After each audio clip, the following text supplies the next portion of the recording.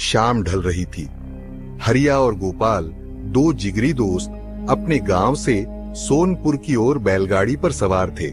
उनका तीसरा दोस्त कैलाश सोनपुर में रहता था और वे उसी से मिलने जा रहे थे। गोपाल, ये बैलगाड़ी तो ऐसे चरमरा रही है जैसे कोई भूत पीछे बैठा हो। हरिया, भूत की बात मत छेड़। सुना है सोनपुर के तालाब में रात को औरत का साया दिखता है। लोग कहते हैं वो छलावा बनकर घूमती है। हाँ हाँ, छलावा, ये सब गांव वालों की बनाई कहानियां हैं। कोई सचमुच देखा है क्या उस साय को? मेरे मामा के दोस्त ने बताया था। एक बार रात को वो तालाब के पास से गुजर रहा था। उसने पानी में साया देखा और अगले दिन उसका चेहरा जैसे कोई और बन गया था। फिर वो गायब हो गया। शायद कहीं भाग गया होगा।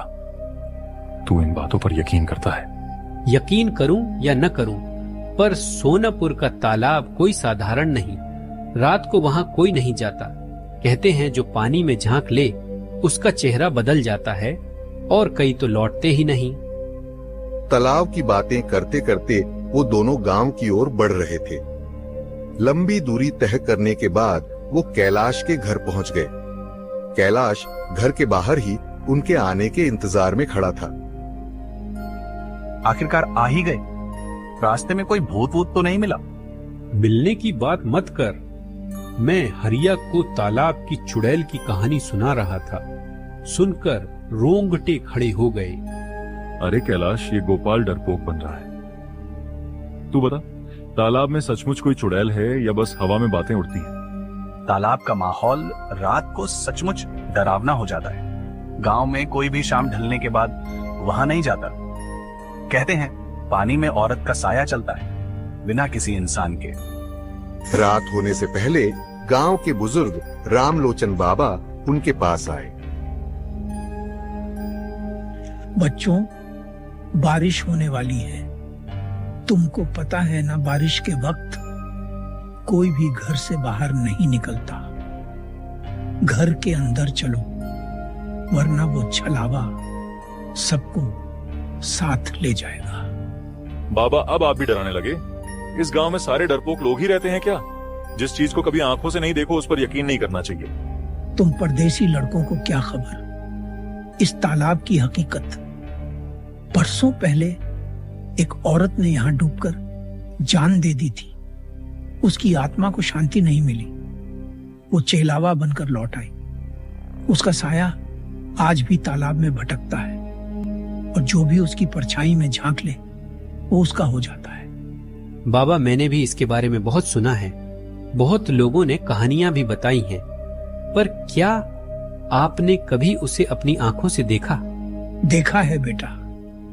मेरा अपना भतीजा मंगल एक रात तालाब के पास गया था। उसने पानी में साया देखा। अगले दिन उसकी आंखें पत्थराई थी, जैसे कोई और उसमें बस गया।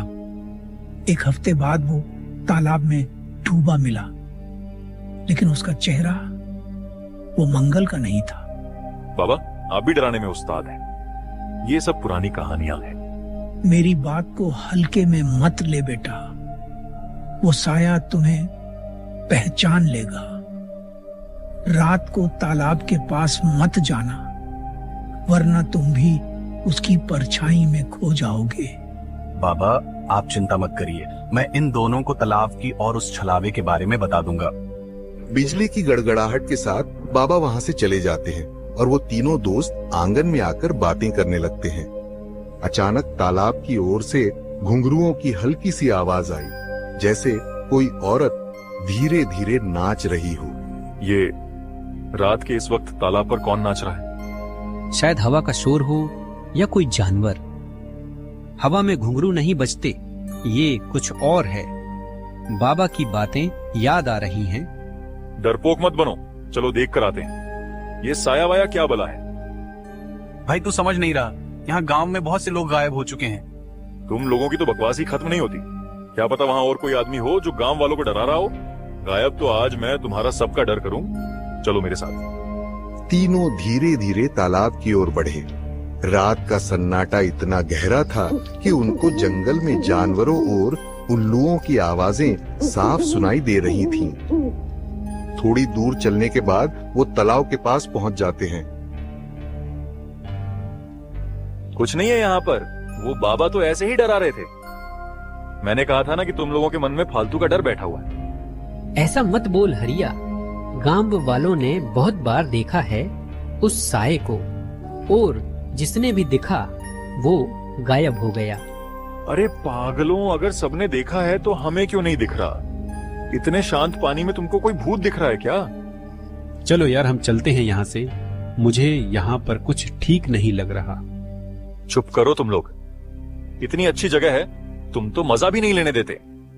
तभी हरिया तालाब के पास जाता है। उसको पानी के अंदर एक परछाई दिखती है। परछाई को देखकर वो घबराकर पीछे हट जाता है।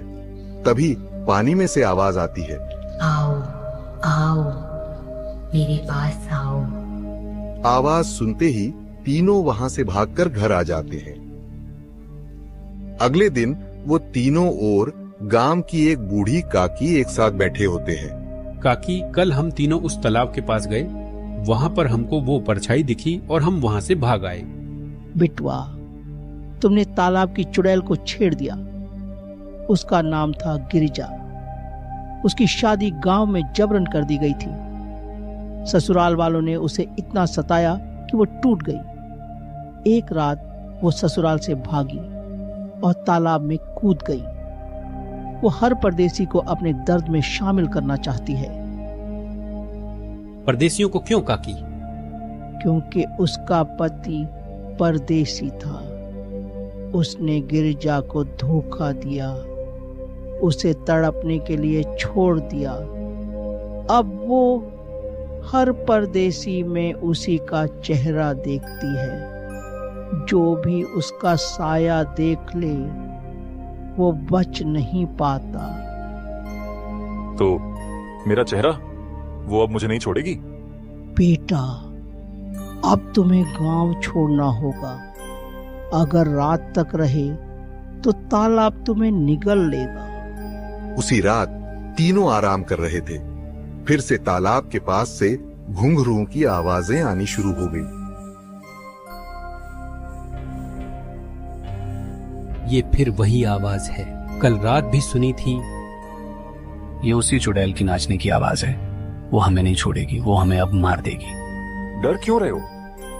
कल रात उसने हमें कोई नुकसान तो नहीं पहुंचाया, सिर्फ दूर से दिखी और गायब हो गई। मुझे लगता है हमें जाकर देखना चाहिए। काफी बहस के बाद तीनों ने हिम्मत करके तालाब की ओर कदम बढ़ाए। तुम दोनों यहीं रुको, मैं आगे जाके देखता हूं उस साये को क्या तकलीफ है जिसकी वजह से वो ऐसा कर रही है।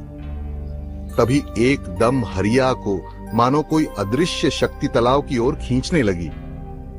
हरिया चिल्लाने लगा, बचाओ बचाओ, गोपाल कैलाश बचाओ मुझे, ये कौन मुझे पानी की तरफ खींच रहा है। तभी हरिया तालाब के पास बेहोश हो जाता है। गोपाल और कैलाश उसको देखकर बहुत घबरा जाते हैं। उसके बाद हरिया वहां से वापस नहीं आया। सुबह गांव में खबर फैल गई, तालाब ने एक और परदेसी को निगल लिया। गोपाल और कैलाश टूट चुके थे। सोना काकी उनके पास आई और बोली, मैंने कहा था बिटवा, उस साए से कोई नहीं बच पाता। अब तुम दोनों गांव छोड़ दो, वरना वो तुम्हें भी नहीं छोड़ेगी। हम हरिया को नहीं बचा पाए, अब क्या करें? गांव छोड़ो और कभी पीछे मुड़कर मत देखना। गिरिजा का साया तुम्हारी तलाश में रहेगा। गोपाल और कैलाश उस दिन गांव छोड़कर चले गए। लेकिन गांव वालों का कहना है कि रात को जब तालाब में गिरिजा का साया चलता है, उसके साथ अब हरिया का साया भी दिखता है और वो हर परदेसी को तालाब की ओर खींचता है।